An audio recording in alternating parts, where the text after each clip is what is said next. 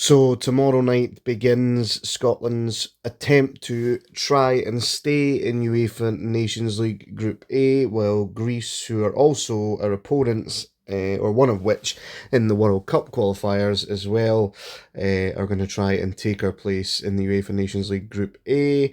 I'm here to try and predict the starting 11 that Steve Clarke is going to go for tomorrow night, and try and predict the result of the first leg of the playoff tie.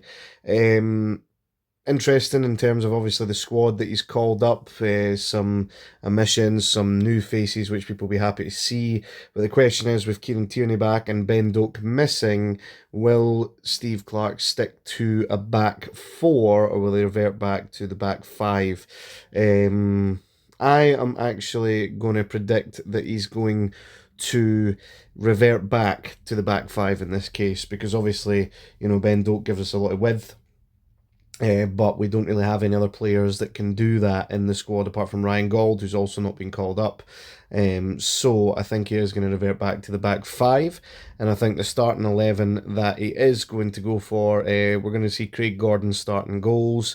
I thought he had a good finish to the campaign last time around, to be fair to him.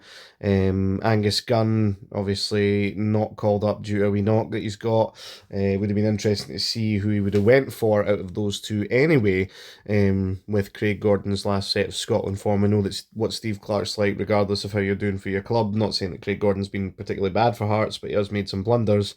If you have played well for him in a Scotland shirt, then he'll tend to pick you. Grant Hanley's a great example of that, for example.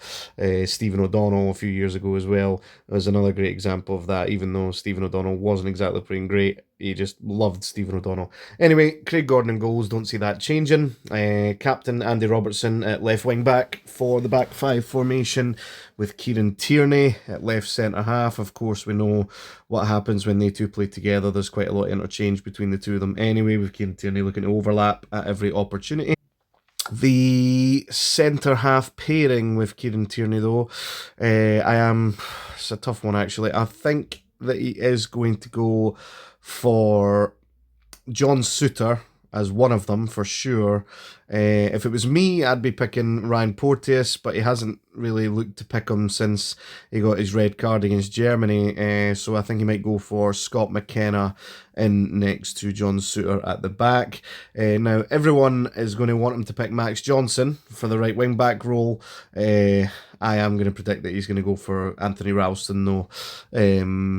He's picked him the past few times, of course, with Aaron Hickey being unavailable. The sooner he's back, the better, of course. But I do think he's going to stick with Anthony Ralston, as much as and everyone else would love to see Max Johnson get a run out in that role. I do believe that he is going to go for Anthony Ralston as the right wing back.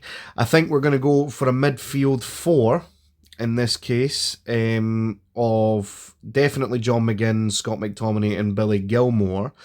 And the last member, I mean, you've got a choice between Lewis Ferguson, Ryan Christie, of course. Lennon Miller is in the squad. I do think he's going to go for Ryan Christie, as much as obviously a lot of people will love to see Lewis Ferguson in there.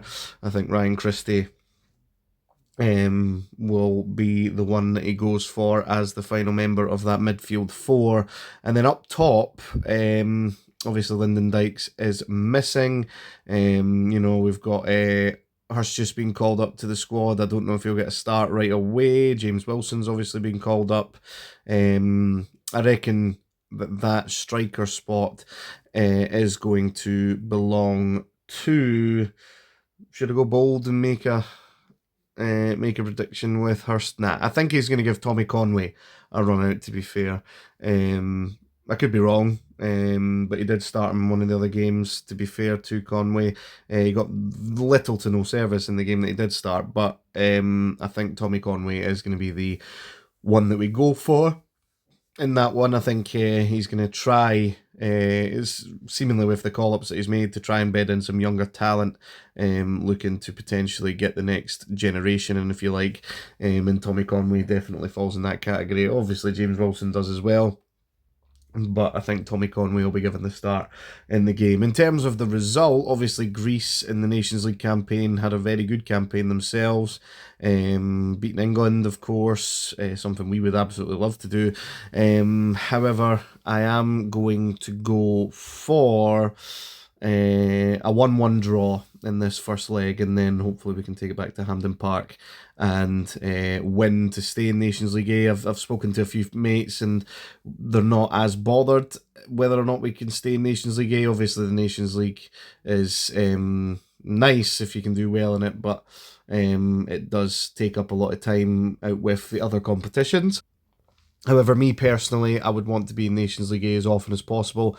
Not only does it give us a chance of easier draws for qualifiers down the line, if we can consistently stay in the Nations League A pots, but we have more experience playing against the top nations as well if we can stay in Nations League A. Yes, we might be on the end of more defeats more often, with that being the case, but the last two Euros have shown that we need to build up experience playing against the better nations, so that we can actually potentially get, some countries want to win these events, and it would be great if we could, but we want to just get out of the group stage at this point.